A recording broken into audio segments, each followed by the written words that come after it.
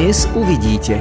Bulharsko má na Slovensku novú veľvyslankyňu Snežanu Jovevu Dimitrovu. V Bratislave sa uskutočnil koncert k Dňu oslobodenia Bulharska.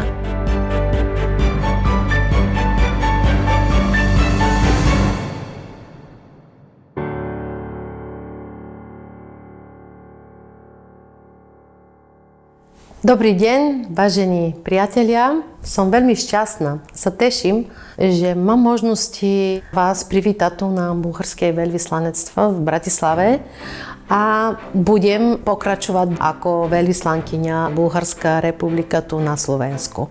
Je naozaj pre mňa to veľmi, veľmi dôležité, sa cítim hrdá a šťastná, pretože v nejakom zmyslom som sviazaná so Slovenskom. Nielen preto, že som študovala niekedy aj tu, aj v Bulharsku som začínala slovanskú filológiu, potom som tu pokračovala. Aj to, že som robila potom výskumy, tieto vedecké veci, ktoré sa tu uskutočnili na Slovenskej akadémii vied. Mala som najprv možnosti vo vašej slavistickom ústave a potom ústav slovenského jazyka. Takže v tomto zmysle som sa zaoberala s vedou a som mala možnosti žiť, bývať tu a cítiť Slovensku. Tu existuje bulharská komunita ako oficiálne uznaná menšina. To pomáha, aby sa oni chránili ako národ, aj kultúra, aj folklór, aj umenia, pretože to nás pomáha, aby sme robili tak, že kultúra bola náš instrument o diplomáciu. Aby sme popularizovali aj ľudia, aj štát, aj všetko to. Existovanie bulharská škola je veľmi dôležitá. Aj škôlka tam priamo k bulharskej školy. Tento rok budeme oslovovať 100 ročie bulharistiky na Univerzite Komenského. To je pre chránenie bulharská kultúra a identita veľmi dôležité. Spolu s profesorom Mariou Dobrikovou a naši kolegovia z Kultúrneho inštitútu tu v Bratislave budeme organizovať medzinárodná konferencia, to bude aj slávnostný koncert tam na univerzite. Takže to všetko v jeseni. A ešte minulý rok do Bulharska prišiel pán minister zahraničných viec, pán Blanár. To bolo v marci, takže dúfam, že budeme mať možnosti pripravovať návštevu na bulharský minister, ktorý aby prišiel tu do Bratislavy. To dúfam, že existuje ako možnosť tento alebo budúci rok.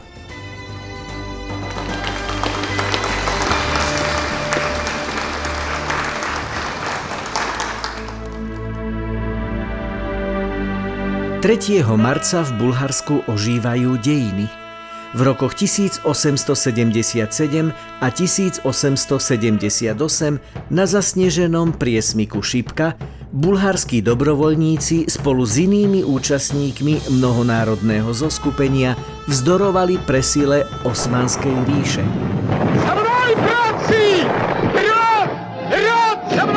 Obrana Šipky sa stala symbolom vzdoru a odvahy. Po takmer 5 storočiach osmanskej prítomnosti na Balkáne do Bulharska zavítala vytúžená sloboda.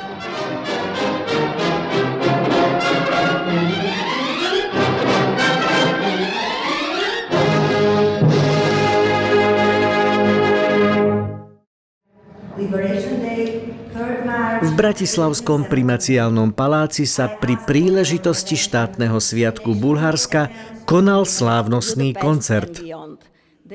Pozvanie prijali predstavitelia diplomatických misií na Slovensku a rovnako aj domáca kultúrna verejnosť.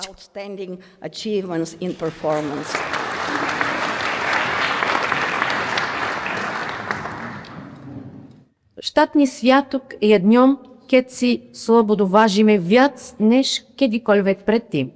No zároveň si uvedomujeme, že sloboda nie je samozrejmosťou a že za ňu treba bojovať zodpovedne a neustále, najmä dnes v týchto nepokojných časoch. Deň oslobodenia, 3. marec, je pamätným dňom v našej tisícročnej histórii. Spája v sebe vďačnosť, vlastenectvo a aj hrdosť na to, že my sme Bulhári.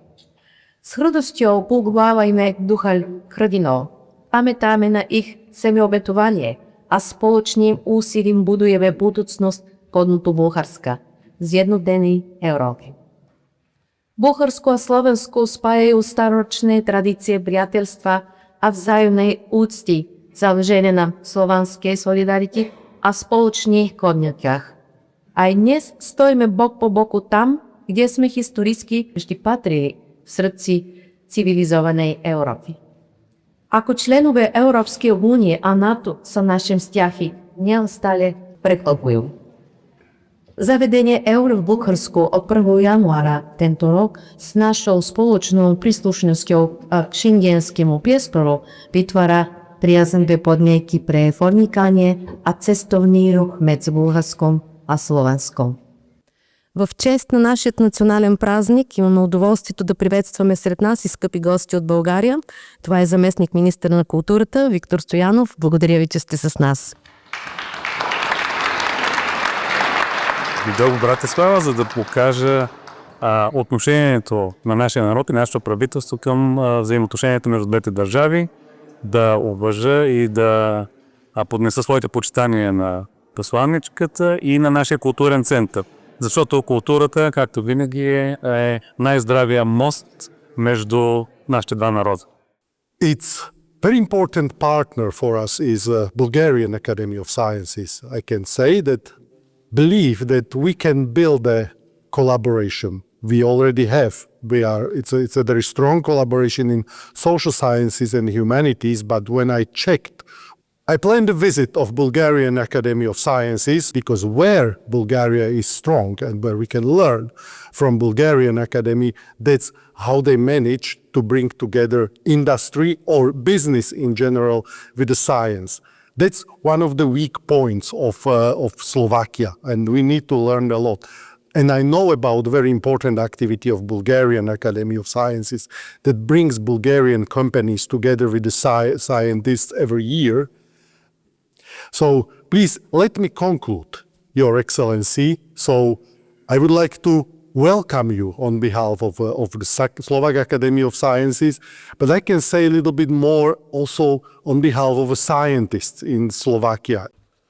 Your Excellencies, dear guests, Bulgaria presents an alternative concert experience with the Pelikadone Quintet, joined by soprano Rumiana Kostova and jazz pianist Konstantin Kostov.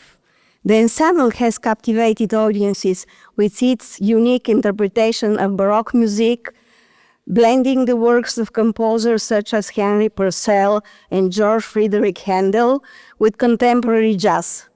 Even traditionally minded listeners have embraced this innovative fusion where elegance, creativity, and expressive performance take central stage. The musicians combine technical mastery with a playful jazz sensibility, creating a vibrant dialogue between instruments.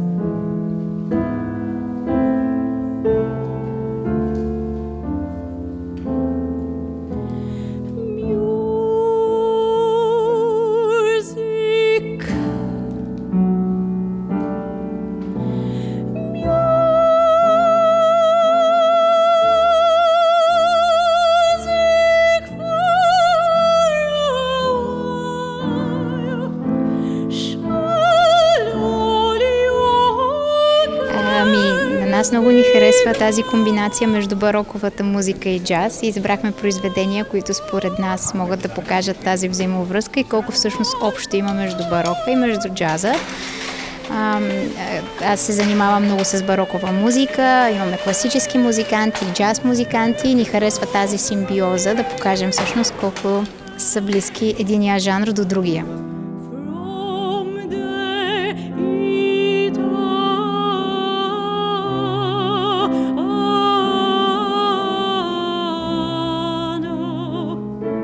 Самия концерт, това е събиране на българската общност. И всъщност по-близко до сърцето е това, че ние виждаме наши сънародници тук, че виждаме наши приятели, с които се засичаме по такива мероприятия. Всъщност прекрасно е това.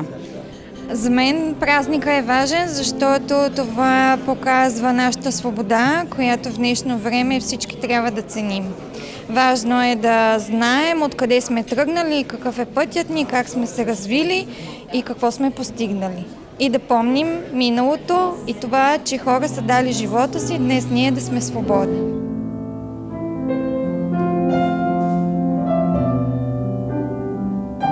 Čo vás na dnešnom podujatí najviac zaujalo? Dneska to bolo nádherné podujatie, vlastne krásny koncert. My ako inštitút sme práve teraz nedávno otvorili pobočku v Sofii, Bulharsku. Európsky inštitút v Prahe vzdeláva manažerov, podnikateľov, lekárov. Máme tam lektorov, jednak z Česka, Slovenska, ale zahraničia. A sú to 50% vlastne zo štátnych akademickej pôdy, univerzít, docenti, profesori a 50% sú z praxe. A my prepájame vlastne navzájom práve tých ľudí z celého sveta, ktorí sa účastnia našich akcií mimo vzdelávania, práve takých spoločenských, ako je dneska koncert, takže podobne aj v iných štátoch.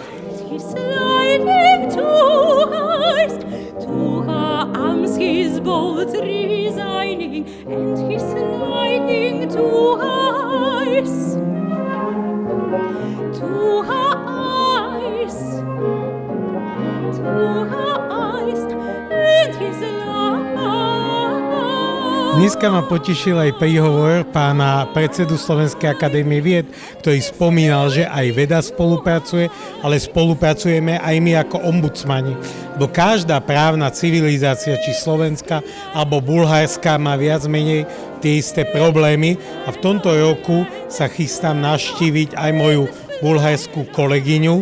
Takže takéto medzinárodné stretnutia, oslava sviatkov, koncertmi a recepciami je veľmi dobrý podklad na to, aby sme aj my na ombudsmanskej úrovni kooperovali.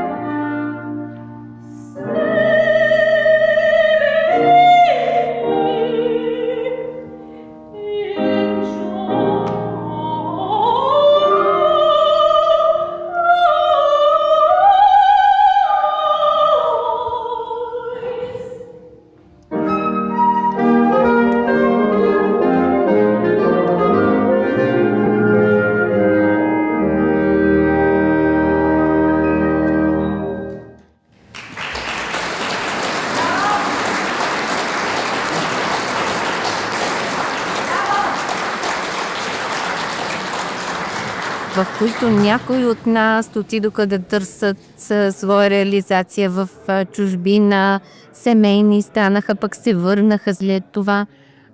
Но в крайна сметка, може би преди около 10 на години отново се събрахме за много активна дейност и направихме изключителни неща.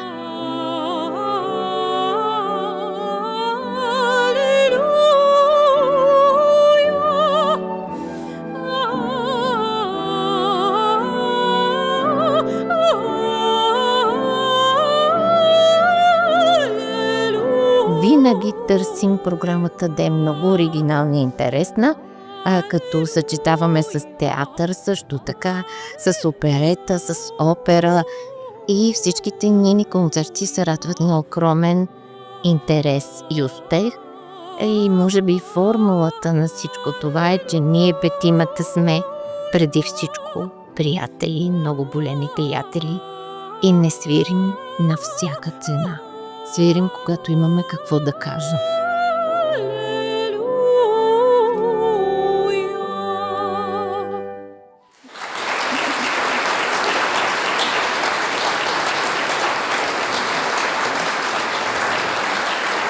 Čo mi z tohto večera najviac utkvelo v pamäti?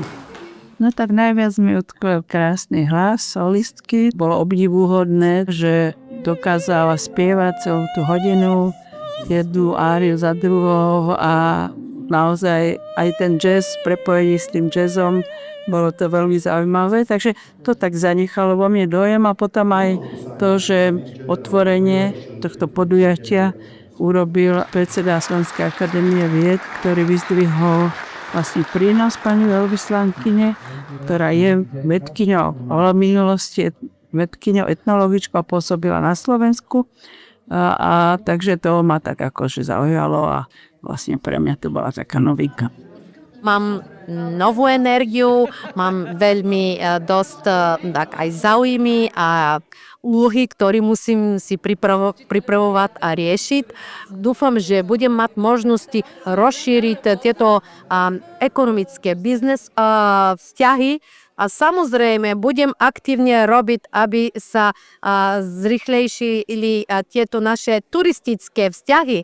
Pretože Slováci už si pamätajú, že často hodili pri mori, teraz musia ísť aj v horách, aj si prezerali naše muzei, galerie, takže musia byť častejšie do Bulharska, aj Bulhári na Slovensko, pretože Slovensko tiež je veľmi, veľmi krásne.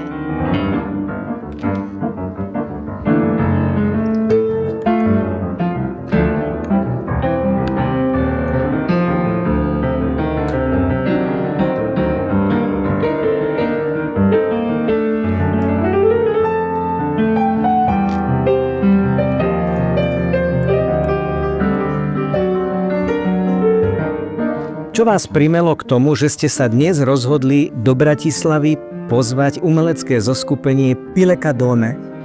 Keďže baroko ja vždycky spájam s Bratislavou, lebo pre mňa Bratislava okrem gotiky a okrem iných štýlov tu prevládá aj barok, tak som si myslela, pre Slovensko baroková hudba to určite osloví našich divákov a priateľov, ale ešte k tomu dodáme aj jazz. Ja som si to nevedela predstaviť, ale tentokrát som sa nechala prekvapiť.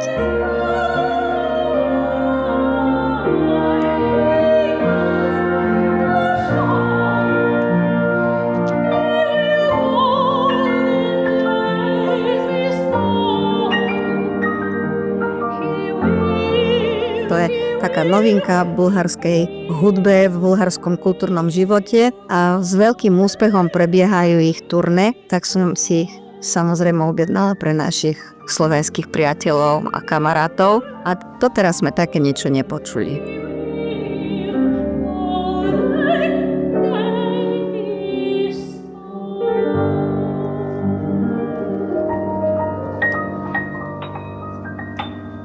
Чувствах се много добре, публиката ни прие изключително топло, залата е прекрасна, така че за мен беше удоволствие.